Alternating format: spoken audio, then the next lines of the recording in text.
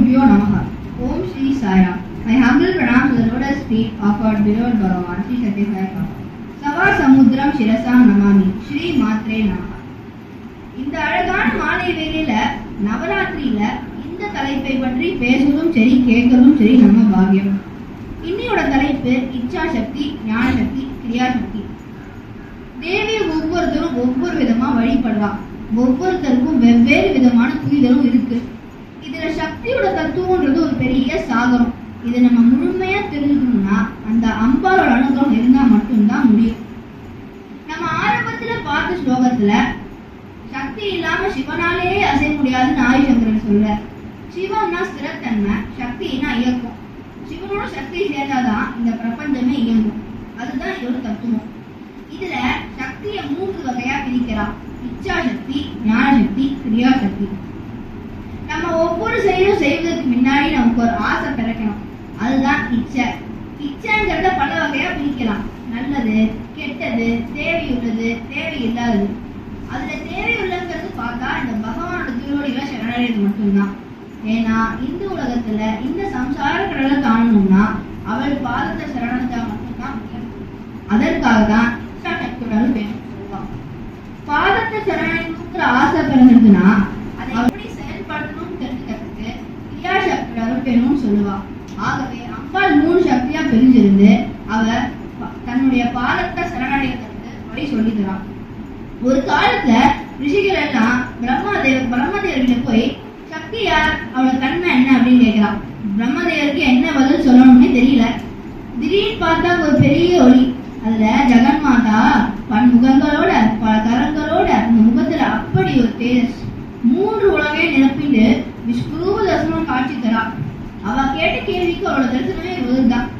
இதுதான் நம்ம லலிதா சகஸ்ரநாமத்துல இச்சா சக்தி, ஞான சக்தி, கிரியா சக்தி ஸ்வரூபிணி அப்படின்னு சொல்றோம். இந்த 3 வகையான சக்திகளை நம்ம 3 விதமான தலங்கள்ல வழிபடலாம். மேலூர்ல திருவுடையம்மன் இச்சா சக்தி, திருவொற்றியூர்ல வடிவுடையம்மன் ஞான சக்தி, திருமுல்லை வாயில்ல கொடியுடையம்மன் கிரியா சக்தி. ஆகவே இந்த 3 சக்தியும் நமக்கு அம்பாள் காட்சி தரான். ஒரு சமயம் மகிஷாசுரன் அப்படின்னு அசுரன் வாழ்ந்துட்டு வரான். அவன் எல்லாரையும் துன்புறுத்துறான். ரிஷி முனிவர்கள் எல்லாம் யாகம் பண்ணாம தடுத்துட்டு எல்லாரையும் வதம் பண்ணிட்டு இருக்கான். தேவரெல்லாம் போயிட்டு ஜெகன்மாதா போய் சரணடைகிறான், முறையிடுறான். எங்களை காப்பாத்துவோ, இவன் ரொம்ப அட்டகாசம் பண்றான் அப்படின்னு சொல்றா. ஆகவே அம்பாள் தர்மஸ்வரூபிணி தானே, அதனால அவளோட பக்தர்களை காப்பதற்கு வேண்டி 9 நாள் அவனை யுத்தம் பண்றான். ஒவ்வொரு நாள் ஒவ்வொரு விதமான ஃபார்ம் எடுக்கிறான். முதல் நாள் சைலபுத்திரி துர்காவை எடுக்கிறா. 2வது நாள் பிரம்மச்சாரிணி, 3வது நாள் சந்திரகாந்தா, 4வது நாள் குஷ்மந்தா, 5வது நாள் ஸ்கந்தமாதா, 6வது நாள் காத்தியாயினி, 7வது நாள் காலராத்திரி, 8வது நாள் மகாகௌரி, 9வது நாள் சித்தார்த்தி. இப்படி 9 வடிவம் எடுத்து 10வது நாள் விஜயதசமி அன்னைக்கு நவதுர்கையா மாறி விஸ்வரூப தரிசனம் எடுத்து அவனை வதம் பண்ணி மகிஷாசுர மர்தினியை எல்லாருக்கும் காட்சி தரான். ஏன் அம்பாள் அவனை 9 நாள் எடுத்துக்கிறான் வதம் பண்றதுக்கு? அவன் நினைச்சு அவனை ஒரே நாள்ல வதம் பண்ணிருக்கலாமே, ஏன் 9 நாள் எடுத்துக்கணும்? ஏன்னா ஒவ்வொரு நாள் ஒவ்வொரு விதமான சக்தியா வந்து அவனுக்கு இச்சா, ஞானம், கிரியா இந்த 3ஐயும் போதிக்க முயற்சி பண்றான். ஆனா அவன் மனம் இன்னும் திருந்தல. அதனால 10வது நாள் அன்னைக்கு 3 சக்தியோட வடிவமா நின்று அவனை மகம் பண்ணி மகிஷாசுர மர்தினியா காட்சி தரான். ஆகவே நாமும் தேவியை சரணடைந்தா நம்ம மனசுல இருக்கிற அரக்க குணங்களை அவளே மாத்திடுவா. இதுதான் நம்ம சுவாமி சொல்ற நம்முடைய தாயாரே துர்கா, லட்சுமி, சரஸ்வதி போன்ற பண்பு மற்றும் ஆற்றலை உடையவர். அவள் நமக்கு தேவையான ஆற்றலும் சக்தியும் தருகிறாள். நம் தாயார் இந்த 3 அம்பாலோட வடிவமா நின்று நம்மளை ரசிக்கிறார் அப்படின்னு சொல்லி என்னோட நமஸ்காரத்தை சொல்லிக்கிறேன். இப்போ பாலிகா ஸ்டூடெண்ட்ஸ் எல்லாம் சுவாமிக்கு தேவிக்கு எதுனா சமர்ப்பணம் பண்ண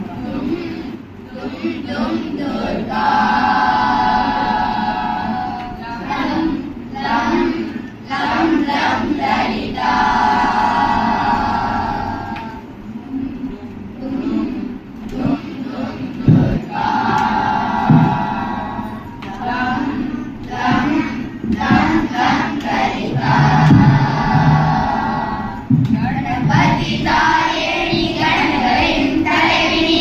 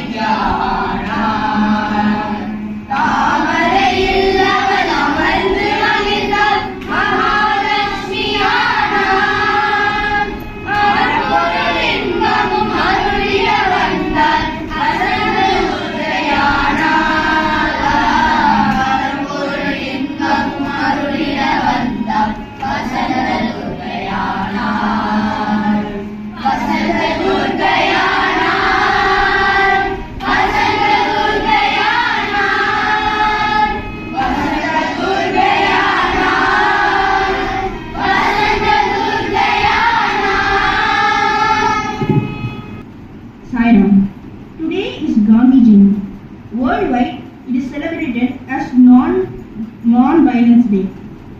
Gandhi first began his fight against injustice in South Africa. He believed in the power of truth and non-violence. He lived a life of simplicity.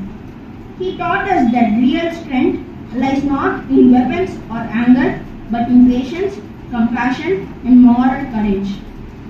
Let us carry forward his ideals in our own lives by choosing truth over convenience and peace over conflict.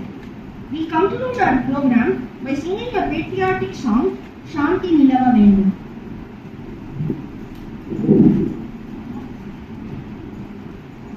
Shanti